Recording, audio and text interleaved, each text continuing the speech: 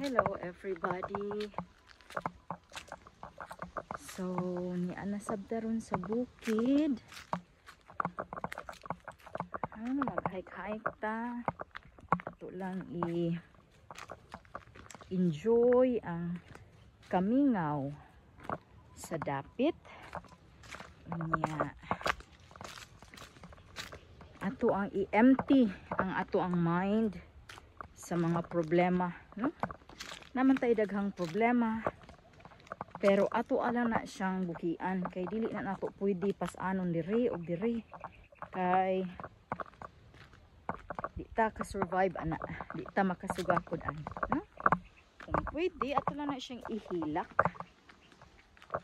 Kanindot naman jud sa kabukiran, guys. Tanawan ninyo og asa ko dapita. No, mingaw jud kaayo. Pero diri sa kamingaw, dinha nimo ma-feel ang presensya sa Ginoo, no? So mauni ang nakanindot sa malinawon nga lugar. No, mahibong jud ta. Ngano man gid na nga kung mag-camping-camping ta, nindot man jud kaayo ang paminaw.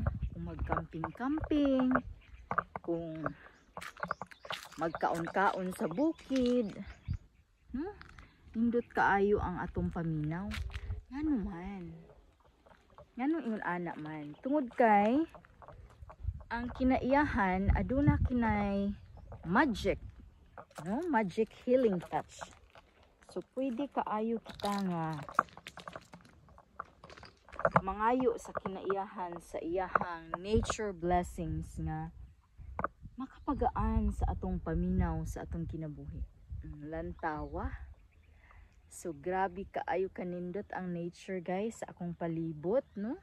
Nindot na kaayo dili ilugsong sa ubos, pero naaman tay mga tulumanon, naatay mga tulubagon nga angay na to nga ipadayon pa.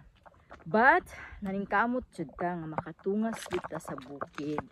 So maunay ako ang gipaningkamutan sa akong kinabuhi nga bisan pa ug asa ko dalhon sa kinabuhi ang bukid sa akong lula, ako agud ni siyang duawon ug ako agud ni siyang i-appreciate tungod kay diri nako na feel ang love, ang healing, and the power of solitude that's bringing me so much wisdom and appreciation for God and for the things that I have accomplished in life.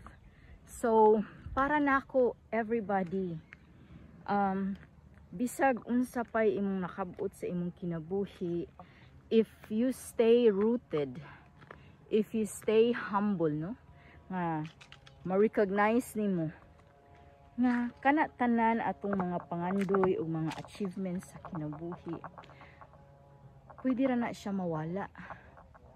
Pwede ra na siya mawala. And what remains is ikaw, imuhang kaugalingon, ang imuhang mga nakatunan, ang imuhang mga visions and mission sa kinabuhi nga gusto nimong ipadayon.